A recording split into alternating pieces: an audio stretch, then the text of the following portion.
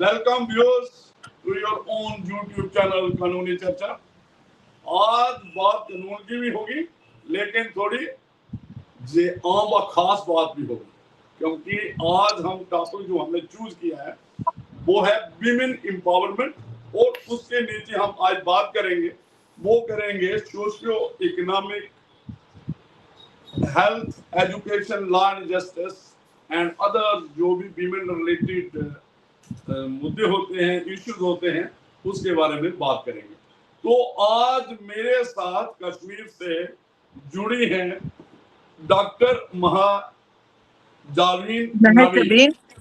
महजबीन नबी। वो care foundation की मैं कर लूंगा, फिर केयर फाउंडेशन एनजीओ है, वो उसकी फाउंडर हेड है।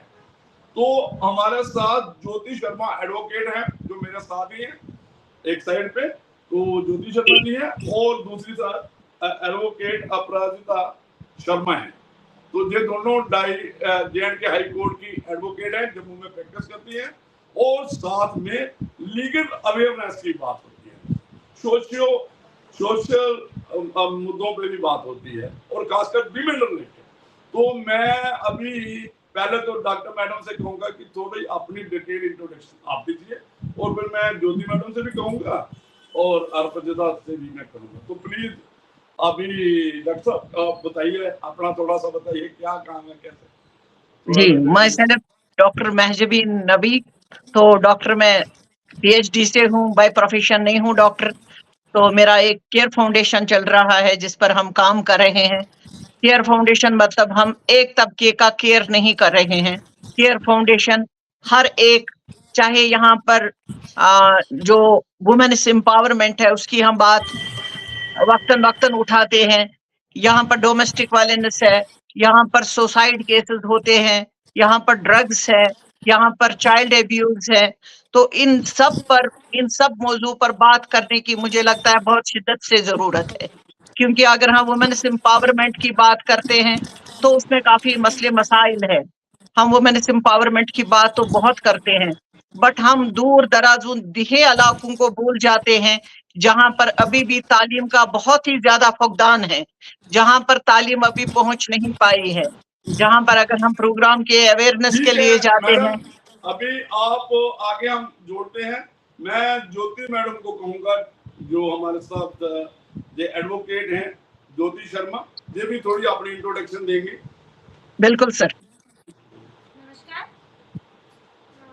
मैं Jyoti Sharma, advocate J and K high court, और जो मैं 2015 में नेशनल लीगल सर्विसेज अथॉरिटी ने मेरे को एज ए मास्टर ट्रेनर ये अपॉइंट किया जे.एंड.के के लिए, जिसमें जो लीगल एड में जो काउंसिल्स हैं उनको ट्रेनिंग देना, पैरालीगल वॉलंटियर्स को ट्रेनिंग देना, और जो पेरिफेरी में आज जैसे हमारा टॉपिक है सोशल इकोनॉमिक कंडीशंस जो विमेन की है या डाउन टोडन की है, उन लोगों को लीगल लिटरेसी और उनको एप्रोप्रिएट फोरम तक पहुंचाना जो है हमारा ये अवेयरनेस का ये जो काम है, ये एक वन ऑफ द क्वेश्चन जो है मेरे वर्क का क्वेश्चन है। तो अर्पिता भी अपने बारे में बताएंगे। नमस्कार, मैं Aparajita Sharma, advocate J and K high court.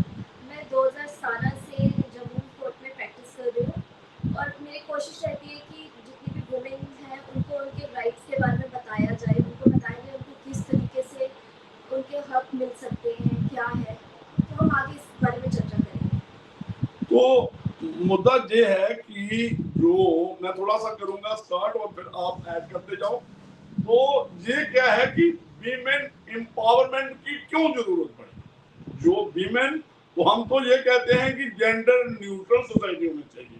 Equality before law जो आर्टिकल 14 बात करता है, जो हमारे संविधान की कॉन्स्टिट्यूशन ऑफ इंडिया की है। तो ये कारण ये है कि आप ये हमारी जो सोसाइटी रही, ये ऑलवेज मेल डोमिनेंट सोसाइटी रही, जो हमारी ट्रेडिशनल बैकग्राउंड है, चाहे किसी भी हम रिलीजियस फेथ से बिलोंग करते हैं। तो वीमेन जो है उसको समझो वो दबाया गया, उसको उसके हक हकूक ना मिले, और जो एक पैट्रियार्कल जो एक माइंडसेट है इस सोसाइटी का, वो मेल डोमिनेंस है। तो इसलिए हमने इनकी एम्पावरमेंट की बात की है कि विमेन एम्पावरमेंट। अभी देखिए, आप देखिए सफियर के हैं विमेन एम्पावरमेंट, ऐसी बात नहीं है, विमेन एम्पावरमेंट हो रही है, काफी हद बिल्कुल हो तक रही है, काम हम कर रहे हैं। देखिए बहुत हद तक। हमारे जो अभी जो एडवोकेट्स हैं, ये मेरी तारीफ करेंगे दोनों कि काफी हद तक हमारे जजेस जो हैं, ये देखिए कंपटीशन में, मैं एक आप बात करूंगा फिर आपके हवाले करूंगा, ये जो कंपटीशन में ये आगे आगे हैं, कौन? Women empowerment. जब इनको शेयर देने की बारी आती है, देखिए केसीएस हमारा जो भी एग्जाम होते हैं, चाहे आईएएस के हैं, केएस के हैं, जहां कोई भी एग्जाम होता है उसमें आप देखना जो एकेडमिक साइड से हैं, प्रोफेशनल मेडिकल के हैं, कोई भी होगा उसमें विमेन जो बच्चियां हैं ये आगे होंगी, गर्ल्स जो भी। बिल्कुल। तो लेकिन जब समझो हाई कोर्ट के जजेस बनाने हैं, सुप्रीम कोर्ट के जजेस बनाने हैं, जहां कोई एलोकेशन करना है, पॉलिटिकल लोगों को सीटें नहीं है, जहां कहीं कोई गवर्नमेंट की तरफ से या सोसाइटी की तरफ से, वहां ये लोग विमेन को इन्वॉल्व नहीं करते, वहां लेस परसेंटेज होगी इन बातों की। तो मैं ये एक, अगर आप देख लीजिए हेल्थ एजुकेशन के बारे में, अभी तो काफी आगे आ रहे हैं हम, और जब हम चाहते हैं कि एक जैसा हो, माँ बाप एक जैसा बच्चे को पढ़ाए, गर्ल चाइल्ड को प्रेफरेंस मिलनी चाहिए, और जो हेल्थ केयर भी बराबर में होना चाहिए, और बच्चियों को ये सारा एजुकेशन जो भी होता है उनके हेल्थ रिलेटेड, सफाई जो भी होती है, इस सारे के बारे में बात होनी चाहिए। चलो फिर मैं आप मैडम आपसे ही शुरू करते हैं, आप थोड़ा सा इसको एक्सपेंड करो और अपनी बात रखो, फिर मैं ज्योति मैडम से कहूँगा। थैंक यू वेरी मच जय साहब, आपने मुझे मौका दिया इस प्लेटफॉर्म पे आने का और अभी इस मौजू पे बात करने के लिए बहुत बहुत शुक्रिया। हम इस तरह से बात उठाते हैं, वुमेन्स एम्पावरमेंट की अगर हम बात करते हैं तो श्रीनगर में फिर भी ठीक है, लेकिन जो हमारे गांव के दूर दराज इलाके हैं, तो मुझे लगता है वहां पर हमें बहुत ज्यादा काम करने की जरूरत है, क्योंकि वहां पर सिर्फ इसी तरह से हम तालीम ही से नहीं, हमें वहां अवेयरनेस के लिए भी, सेहत के रिगार्डिंग भी बहुत सारा काम करने की जरूरत है। क्योंकि एक औरत को जब हम एजुकेट करते हैं लाइफ के रिगार्डिंग, तो मुझे लगता है वो हम पूरे माशरे को ही वहां पर एजुकेट कर रहे हैं। अगर हम विमेन्स की बात करें तो अगर हम दूर दराज जो हमारे गांव है वहां से हम शुरुआत करते हैं, तो वहां पर हमें तालीम के रिलेटेड कुछ प्रोग्राम जरूर करने चाहिए और इसके तहत हमें कदम उठाना चाहिए, क्योंकि उसकी अभी अचद जरूरत है सर। गवर्नमेंट की स्कीमें बहुत सारी हैं, मगर उनको इस लहजे में लोगों तक पहुंचाते हैं, जैसे कि एक इंसान अगर अनपढ़ है तो उसको आप किसी भी लैंग्वेज में बोलते हैं ये स्कीम है, उस तक नहीं, उसको समझ में नहीं आता है। मुझे लगता है एक नॉर्मल सी लैंग्वेज में, एक आसान सी जुबान में, एक सरलता के हिसाब से उन देहातियों को हमें समझाना चाहिए, न कि हमें स्पीच के जरिए बाय प्रोफेशन हम चाहे इंग्लिश में बात करें चाहे कैसे बात करें। मुझे लगता है जहां तक मैंने अपने गाँव में प्रोग्राम्स किए हैं, मुझे लगता है उनको सर के ऊपर से वो बातें जाती है। हम आसान तरीका बनाएं, अपने जो भी हम प्रोग्राम करेंगे हम आसान तरीके से उन तक वो अवेयरनेस पहुंचाए, किस तरह से वो लाभ हासिल कर सकते हैं जो भी हमारी गवर्नमेंट की जो भी स्कीमें हैं।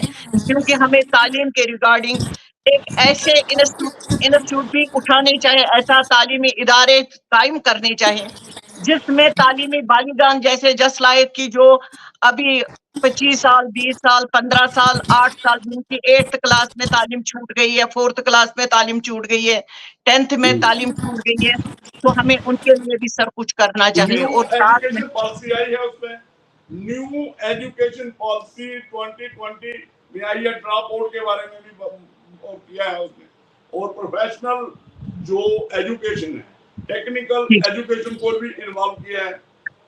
उसके बारे में भी बताएं कि क्या लोगों का क्या नहीं, बहुत अभी देखिए अभी जो भी गवर्नमेंट की स्कीमें हम बोलते हैं, अभी जो भी चल रहा है अभी बहुत अच्छा है, लेकिन इसके अलावा भी हमें इससे ज्यादा करने की जरूरत है। क्योंकि जो बीच में 20-25 साल गैप लग गया, जो एक डिस्टर्बेंस रही है श्रीनगर कश्मीर में, तो मुझे लगता है उससे हालात काफी बिगड़ चुके थे। अभी तो फिर भी काफी हालात संभल गए हैं।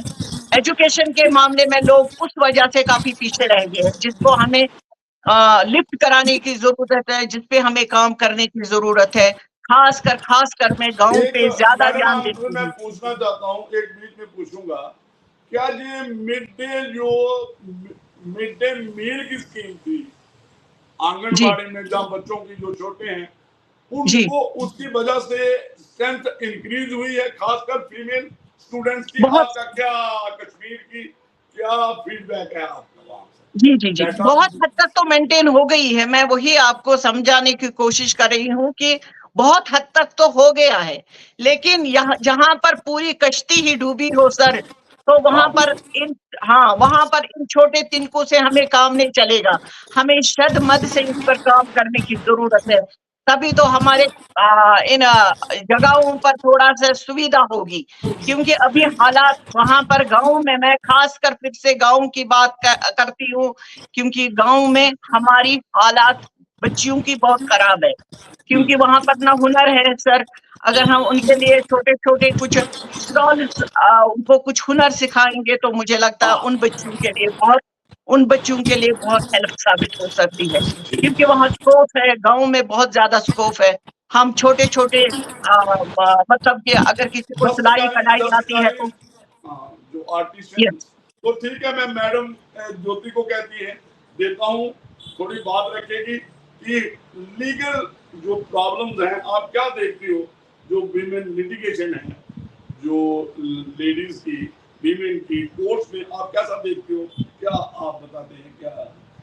देखिए, पहले तो सिर्फ मैं बात ही करूँगी, आपने इनिशियली ये कहा कि जो वुमेन है उसकी कंडीशन बहुत ख़राब है और ये डोमिनेंस जो रही है हमारी सोसाइटी में, ये मेल्स की रही है। अगर हम कितनी भी पीछे चले जाएं, तो मैं बिल्कुल छोटे से एक एग्जांपल देती हूँ। अगर वी लुक बैक, हम वैदिक पीरियड में चले जाएं, तो हमारी जो सिचुएशन थी वो बहुत अच्छी थी, हमारी इक्वालिटी थी। और जैसे ही पोस्ट वैदिक पीरियड आया, स्मृति श्रुतिस का टाइम आया, तो उसके बाद से हमारी कंडीशंस खराब हुई हैं। अगर एक छोटी सी एग्जांपल मैं दूं कि बहुत सारे लोग ये मानते हैं कि सती प्रथा जो है वो एक हमारा रिलीजियस जो है वो पार्ट है, बट वैसा नहीं है। अगर ऐसा होता तो द्वापर में भी सती सिस्टम रहता और त्रेता में भी सती सिस्टम रहता। दशरथ की 3 रानियां थी, एक सती नहीं। तो कितने लोग द्वापर में, महाभारत की युद्ध में सारे योद्धा मारे गए, कोई स्त्री वहां पे सती नहीं। तो उन चीजों को हमें सेग्रीगेट करना पड़ेगा कि कौन सी चीज जो है हमारे लिए रिलीजियस पार्ट है, कौन सी चीज जो है हमारा जो कस्टम है उसको हमें कट ऑफ करने की जरूरत है। क्योंकि जो रिलीजियस एंटिटीज है उसको हम नहीं छेड़ सकते, लेकिन जो कस्टम खराब है, जो जो हमारे समाज को किसी भी चीज हम जो रिफॉर्म ला सकते हैं, यस, उसको चेंज करने की जरूरत है। आप पोस्ट वैदिक के बाद हम हिस्ट्री में जाए तो हमारी कंडीशन जो थी वो हमारी एंशिएंट पीरियड में थोड़ी खराब हुई, फिर मिडिवल में और खराब हुई, और मॉडर्न ईरा में तो उससे भी ज्यादा जो है खराब हुई। लेकिन उसमें मॉडर्न ईरा में हम 2 पार्ट्स में अगर हम देखेंगे, एक में तो खराब थी, लेकिन उसके बाद हमारी बहुत सारी लेजिस्लेशंस जो थी, जो लॉज थे, वो आए। अब जब इंडिया आज़ाद हुआ, जब हम लोग आज़ाद हुए, कॉलोनियल सिस्टम था, तो 1950 में जब हमारा कॉन्स्टिट्यूशन बना, जैसा आपने पहले आर्टिकल 14 की बात की कि कॉन्स्टिट्यूशन में आर्टिकल 14 कहता है equality before law and equal protection of law. लेकिन सेम टाइम पे हमने आर्टिकल 15 को इनकॉर्पोरेट किया। क्यों किया? क्योंकि हमारे जो कॉन्स्टिट्यूशन मेकर थे उनको भी पता था equality before law and equal protection of law की जरूरत है, लेकिन वो तब मिलेगा जो तबका जो है, जो सबसे ज्यादा डाउन ट्रोडन तबका है, जब तक उनको बराबरी में नहीं लाया जाएगा तो इक्वालिटी बिफोर लॉ नहीं हो सकती है।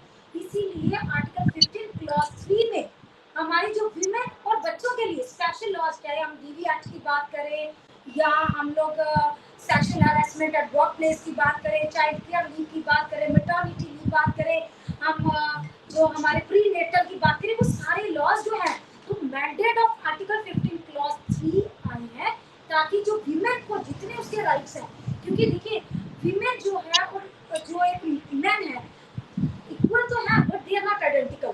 We have to understand this thing कि हम दोनों बराबर हैं, बट एक जैसे नहीं है। कहीं ना कहीं विमेन जो है उसको हेल्थ वाइज, एजुकेशन वाइज, तो दोनों की जरूरत है। कुछ दिन पहले मुझसे किसी ने बात की कि फाइनेंशियली इंडिपेंडेंट होना बहुत जरूरी है, आई सेड आई एग्री, लेकिन बिल्कुल उसके साथ साथ उसकी सोच को इंडिपेंडेंस देना बहुत जरूरी है। देखिए बहुत सारी लड़कियां पीएचडी भी हैं, एमबीबीएस भी हैं, आईएएस भी हैं, टीएस भी हैं, लेकिन जैसे मैंने इसलिए अवॉर्ड कराया क्योंकि मेरी फैमिली चाहती थी। वो फाइनेंशियली इंडिपेंडेंट है, लेकिन उनकी सोच इंडिपेंडेंट नहीं है, क्योंकि उनकी इंडिपेंडेंस, उनको डिसीजन मेकिंग पावर ही नहीं है। तो हमारे बिल्कुल को कहीं ना कहीं वो सोच रखनी है। पहले तो लड़की को जन्म लेने का अधिकार, जो मेरा बर्थ राइट, कॉन्स्टिट्यूशन तो कहता है, लॉज जो लेजिस्लेशन है वो भी कहती है, लेकिन मेरा नेचुरल राइट भी है कि मुझे जन्म लेना है। जो प्री नेटल जो लॉज बने हैं उनकी अवेयरनेस बहुत जरूरी है। वो सिर्फ एक देहाती तबके में जरूरत नहीं है, वो जो हमारा जो लिटरेसी तबका, आई कैन नॉट कॉल कि हम एजुकेटेड हैं, जब तक हम इन चीजों को नहीं समझेंगे हम सिर्फ लिटरेट हैं। एजुकेशन जो है वो बिना डिग्री के भी आती है, बिल्कुल लेकिन बहुत लोग मैंने ऐसे देखे हैं जिनके पास लिटरेसी तो है बट एजुकेशन नहीं है। बिल्कुल एजुकेट जो बात मैडम ने क्या की है, एडवोकेट ज्योति शर्मा ने, मुझे लगता है देखिए क्या है, इन्होंने 2-3 बातें की हैं, बिल्कुल हिस्टोरिकल हमारा दिखा दिया कि इंडियन हिस्ट्री क्या है। तो दूसरी बात जो आ गई कि फाइनेंशियल इंडिपेंडेंस है, एक इन्होंने सोच की बात की, लेकिन ये मैं एक और बात ऐड करूंगा। देखिए एक विमेन जो एक गांव में रहती है, एक फैमिली यूनिट है जो ट्रेडिशनल बैकग्राउंड से है, जो खेती बाड़ी करती है। देखिए कश्मीर की आप लगा लो, जम्मू की, इंडिया की, कई वर्ल्ड की कोई भी वुमेन है, एक तो पूरा वो अपने घर को देखती है। पहले एक रेफरेंस होता था वुमेन हाउसवाइफ, तो फिर उसके बाद ये डेवलप हुआ, मैं मोटर एक्सीडेंट क्लेम ट्रिब्यूनल में जज रहा। आपको बड़ा इंटरेस्टिंग है, कश्मीर में श्रीनगर में पोस्टल था, तो उसमें मैडम क्या हुआ, यदि मैडम उन्होंने कहा कि भाई इसकी तो इनकम नहीं है, इंश्योरेंस कंपनी ने वो इनकम किसको गिनते थे, जो आज जिसकी इनकम टैक्स पेमेंट होती थी, जो एक सैलरी के शेप में होती थी, जो एक मतलब जो करेंसी में आंसर जो आपको फिजिकल दिखती थी। फिर हमने उनमें कहा, और सुप्रीम कोर्ट और हाई कोर्ट की जजमेंट बहुत थी, हमने कहा भाई क्या करते हो आप, बात ये घर में कितना काम करती है। देखिए चाहे जम्मू, चाहे कश्मीर, चाहे किसी भी दुनिया के पार्ट में, ये जो ट्रेडिशनल बैकग्राउंड से लोग हैं जो खेती बाड़ी करते हैं, खेती बाड़ी भी करते हैं। आप देखेंगे विमेन गांव में जाओगे, हॉर्टिकल्चर का काम वो करेंगे, सेब के खेत में भी काम करेंगी, बाग में भी करेंगे, खेतों में भी करेंगी, पैंडी हर एक काम करती है। और उसके बाद घर का पूरा एज ए वो washerman, as a nurse, cook, आप as a mother, yes, as a wife, as a daughter, तो सारे फराइज अंजाम देती हैं। बूढ़ों का सही।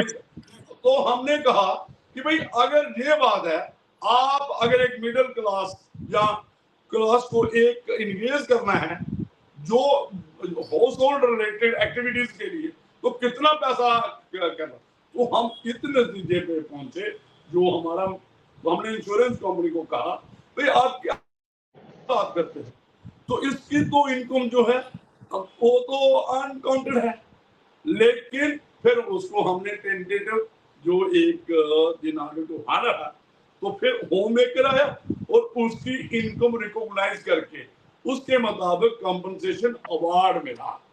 जब ये कह जा रहा था कि ये तो डिपेंडेंट ही नहीं, इसकी तो इनकम ही नहीं थी जो जिसकी डेथ हुई थी, इसलिए वो कंट्रीब्यूट कोई नहीं कर रही थी फैमिली में। तो असेसमेंट करने का मुझे एडवोकेट है मेरे साथ, तो इनको आइडिया है कि कैसे हम कैलकुलेट करते हैं। तो ये एक मुद्दा। और एक मैं और बता दूं, अभी इसी के साथ ऐड कर दूंगा कि ये जो बात आ गई, इसकी इनकम रिकॉग्नाइज नहीं है। जो घर के मैंने जो रेफरेंस दिया ना, जैसा इसको रिकॉग्नाइज करना पड़ेगा इन मनी लेने।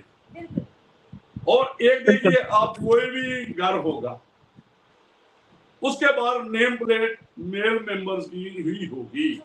अभी जैसे मैडम ने कहा भाई लिटरेसी आ गई है, लेकिन कॉन्फिडेंस नहीं आया, एजुकेशन नहीं है जो 6 महीने में आदमी को उठाती है। तो मैं बात फिर ऐड करूंगा थोड़ा सा, हमारे साथ अपराजिता भी हमारे साथ जुड़ेंगी, थोड़ा सा बात करेंगे इस बात करके, क्या इनके एक्सपीरियंस है, क्या कैसे देखती हैं विमेन एम्पावरमेंट। मेरे मानने में यह है कि वुमेन एम्पावरमेंट जो है, एम्पावरमेंट की ही हम अगर बात करें तो वो हमेशा घर से ही होगी। अगर घर में, जैसे कि एम्पावरमेंट सिर्फ फाइनेंशियली या आपकी सोच, मतलब आपको घर से जब तक आपको डिसीजन मेकिंग नहीं मिलेगी, आपको हक अपने डिसीजन खुद लेने का हक नहीं मिलेगा, तब तक आप नहीं कर सकते कुछ भी। एम्पावरमेंट का मतलब ही यही है कि आपको पता है आपको क्या करना है, आप फाइनेंशियली, मेंटली, फिजिकली हर तरीके से इंडिपेंडेंट हो, आप किसी पे भी डिपेंडेंट नहीं हो। और वो तभी हो सकता है जब उनको वो मौका मिले। जैसे घर में एक छोटा बच्चा होता है, उसको बाहर जाना है या नहीं जाना, जैसे पिकनिक में जाना है, वो परमिशन लेता है, दैट इज राइट, उसको परमिशन लेनी है, मगर मना करते हैं, घर वाले भी सोचते हैं कि हम उसके भले के लिए बोल रहे हैं, मगर उसको मौका दीजिए। जब तक वो बाहर एक्सप्लोर नहीं करेगा, देखेगा नहीं, उसे नहीं समझ आएगा। एम्पावरमेंट घर में बैठ के नहीं आएगी, एम्पावरमेंट के लिए उसको बाहर जाना पड़ेगा, उसको देखना पड़ेगा कि मेरे आगे पीछे सोसाइटी कैसे चलती है।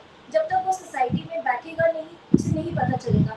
वैसे ही जैसे मेल्स को तो फिर बाहर जाने दिया जाता था, फीमेल्स को तो वो राइट था नहीं पहले, उनको तो बिल्कुल अंदर रखते थे, ना पढ़ाई का, ना एजुकेशन का था उनको, ना उनको अपनी बात रखने का हक था। ये सिनेरियो धीरे धीरे चेंज हो रहा है। अब हर घर में ऐसा नहीं है, कुछ घर में ऐसे जहाँ पे फीमेल्स को इक्वली सुना जाता है, उनके डिसीजंस को माना भी जाता है, मगर फिर भी ये 10 में से कोई 5 घर ऐसे होंगे, 5 ऐसे नहीं होंगे। कुछ चेंज होगा बट धीरे धीरे आएगा।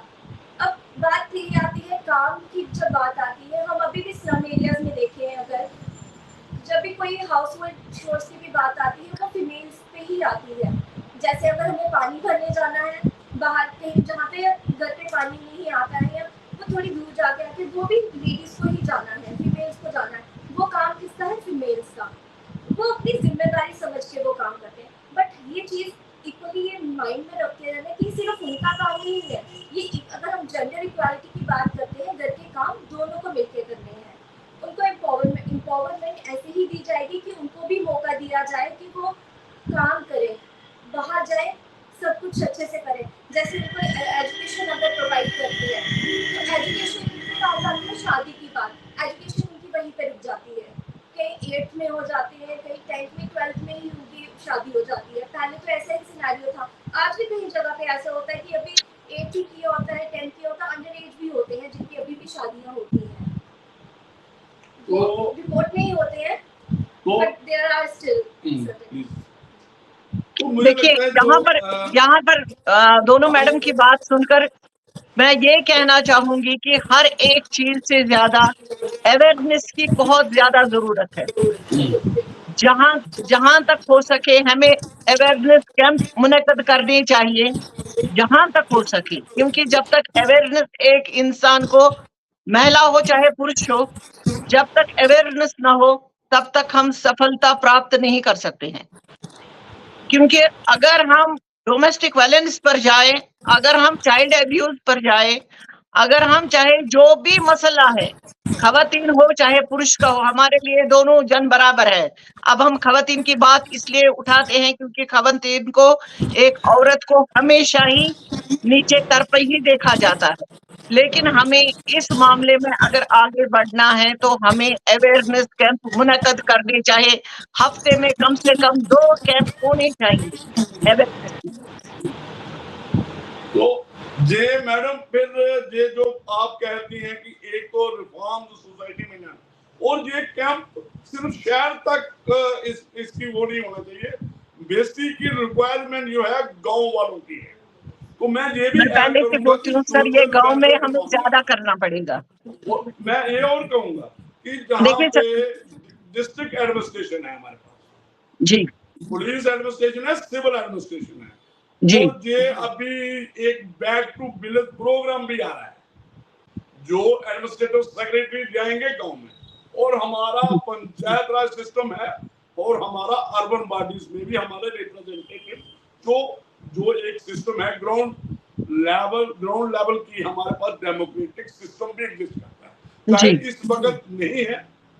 मैं कहता हूं कि उन लोगों को ज्यादा इन्वॉल्व होना चाहिए, और गवर्नमेंट को भी, जो गवर्नमेंट के डिपार्टमेंट है, और जो वीमेन और चाइल्ड के रिलेटेड जो है, क्योंकि दोनों ही ये वनरेबल पार्ट है सोसाइटी के, जी तो बिल्कुल इनकी तरफ आपकी बात ठीक है जी कि सेमिनार हो, लीगल अवेयरनेस के प्रोग्राम हो, हेल्थ रिलेटेड प्रोग्राम हो, सोशल जी इकोनॉमिक कंडीशन कैसे करनी है एक यूनिट की, एक जी फैमिली यूनिट को, और खासकर वीमेन की जो इनकम है फाइनेंशियल उसको रिकॉग्नाइज करना है। और जैसे मैडम ने कहा कि भाई दोनों की ही जिम्मेदारी बनती है कि घर के काम काज जो भी हैं उनमें बिल्कुल अगर दोनों वर्किंग हैं तो दे आर सपोज टू, और दोनों कंट्रीब्यूट करें फैमिली अफेयर्स में जो भी हाउस होल्ड रिलेटेड है। अगर एक गवर्नमेंट उसमें है तो दूसरों को जो वीमेन है, जब हस्बैंड है, मैं तो दोनों की बात करूँ, हस्बैंड है वाइफ है, उसने होम मेकिंग के बारे में करना चाहिए, बच्चों बिल्कुल की ग्रूमिंग रीडिंग के बारे में बात करनी चाहिए। और ये बिल्कुल मिलके अगर एक फैमिली यूनिट स्ट्रांग हो जाएगा तो ऑब्वियसली एक सोसाइटी स्ट्रांग हो जाएगी। बिल्कुल इस सब में हमें हेल्प इस सब में हमें हेल्प कर सकता है हमारे अवेयरनेस कैंप, क्योंकि अगर हम सिर्फ विमेन इस पर काम करते हैं, सिर्फ वुमेन एम्पावरमेंट पर काम करते हैं, तो मर्द हजरात भी इस थोड़े से फिर पीछे चले जाते हैं, वो तो घर में क्लैश के बराबर हो जाता है। हमें मर्द को भी अवेयरनेस देना चाहिए, उतनी ही औरत को भी अवेयरनेस देने की जरूरत है। हमें इक्वल रहना पड़ेगा, क्योंकि मैंने 35 इयर्स से मैंने ग्राउंड लेवल पर काम किया है कश्मीर में, इसलिए मैं गांव की बात बार बार उठाती हूँ, क्योंकि मैंने ग्राउंड लेवल पर देखा है कि हालात यहाँ की क्या है। तो इसलिए मैडम आपको हमने इस प्रोग्राम में जोड़ा है थैंक यू सर, ताकि जम्मू के सो लोगों नाइस को ऑफ यू। भी जो केयर फाउंडेशन है, केयर लफ्ज ही ऐसा है, और फाउंडेशन उसकी मजबूत होगी और लोगों का केयर होगा, वीमेन है, चाइल्ड है, जो भी आपने तो और भी देखिए, एक हमारा ट्रांसजेंडर थर्ड जेंडर भी है बिल्कुल सर, का, हम थोड़ा और आगे बढ़ जाते हैं बिल्कुल सर, जिसके बारे में हम बात नहीं करते, और सुप्रीम कोर्ट के बारे में कानून बन चुका है। 2019 में कानून आया और जो एक और है मैडम डिसेबिलिटी वाला, डिसेबिलिटी तो है ना, डिसेबल पर एक्ट बन चुका है। हाँ। सर 3 साल से मैं डिसेबल पर भी काम कर रही हूँ।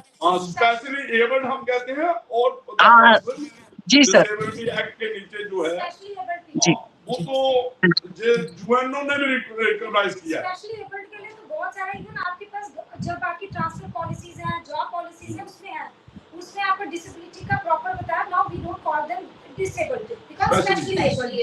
रही बात ट्रांसजेंडर की, ट्रांसजेंडर जो है वो 2019 में 5 अगस्त को ये लॉ आया था, एक्ट जो है एग्जिस्टेंस में प्रॉपर्ली एप्लीकेबल है, बट जरूरत है इस टॉपिक्स पे बात करने की। अभी कहीं स्टेट में मैडम रूल्स नहीं बने, वो गरिमा ग्रह है। मैंने देखा, मैंने प्रोग्राम किया था 2016 का जो एक्ट है ना, ये इस पे अभी रूल्स नहीं कई स्टेट्स ने बनाए। देखिए जो आपकी न्यू बिल्डिंग्स बनेंगी जो डिसेबिलिटी एक्ट के नीचे, इसमें उनके लिए पूरा प्रोविजन होना चाहिए। Great sir. सर यहाँ पर मैं एक बात मेंशन करना, यहाँ पर मेरी एक बात मेंशन करना सर यहाँ एक बात पे मेंशन करना चाहूंगी, जो यहाँ के डिसेबल बच्चे हैं इनको मैं ले जाती हूँ क्रेशनल टूर मैं करती हूँ इनको गुलमर्ग या पहलगाम का। आपको नहीं पता है सर मुझे कितना उस वक्त प्रॉब्लम होता है जब मुझे उनका व्हील चेयर फ्रेंडली बसेस नहीं मिलते हैं, मैं किस तरह उनको कैरी करके ले जाती हूँ उन बड़ी एसआरटीसी गाड़ियों में, तो वो अल्लाह ही जानता। और रास्ते में कहीं सर प्लीज मैं एक और बात करूं, जो आप कह रही है ना, हम ये कहते हैं कि इनको इंक्लूड करना है सोसाइटी में। डेफिनेटली सर, डेफिनेटली बहुत जरूरत है। की बात कर रहे हैं, जो ट्रांसजेंडर की बात कर रहे हैं, और जो मेंटल हेल्थ एक्ट है उसके मुताबिक भी सोसाइटी इंक्लूसिव होनी चाहिए। उसको भी मैं देख रही हूँ।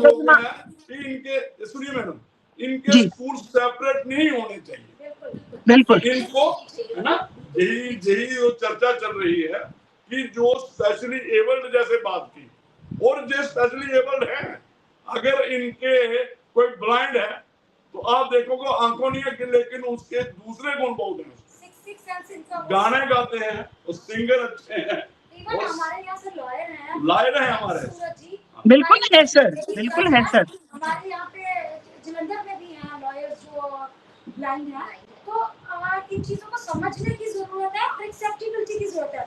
जैसे प्रार्थना मैडम ने पहले बोला कि एक्सेप्टेबिलिटी कहाँ से आती है, समाज कौन है, हमारे पेरेंट्स।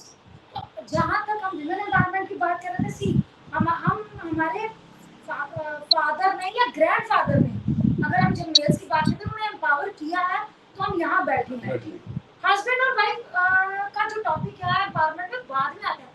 जो एम्पावरमेंट है वो पहले घर से होती है, ग्रैंड पेरेंट्स एंड पेरेंट्स से।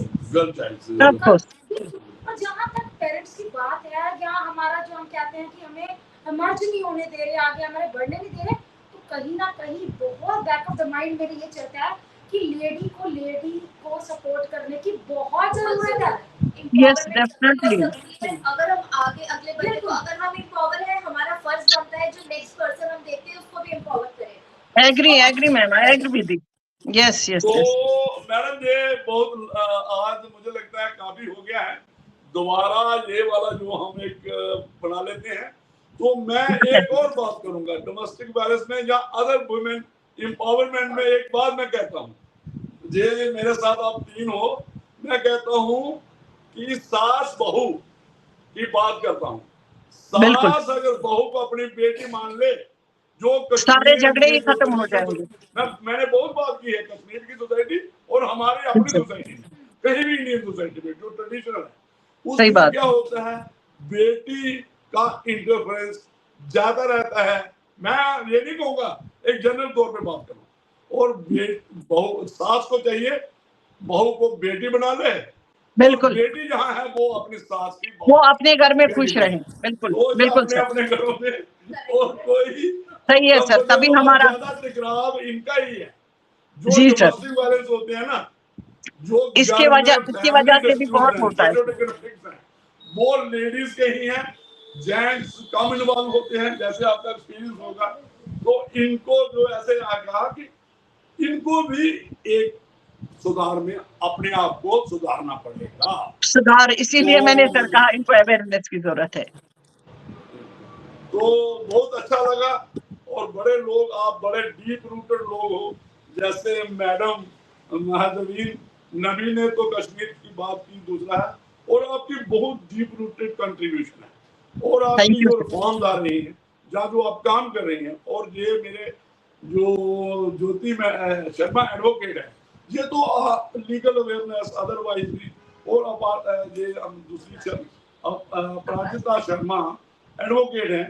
तो आज इनकी बातों से लगा कि भाई सोसाइटी में चेंज आएगी और हम लाएंगे, और हमारा ये प्रोग्राम इंशाल्लाह आगे चलता जाएगा। डेफिनेटली होगा sir, definitely. Thank you so much sir, thank you. दोबारा एक नए टॉपिक के साथ, और हम कंसंट्रेट इन्हीं टॉपिक के साथ इसको एक्सपैंड करेंगे, और आगे बार हम बात करेंगे आर्टिकल 21 राइट टू लाइफ।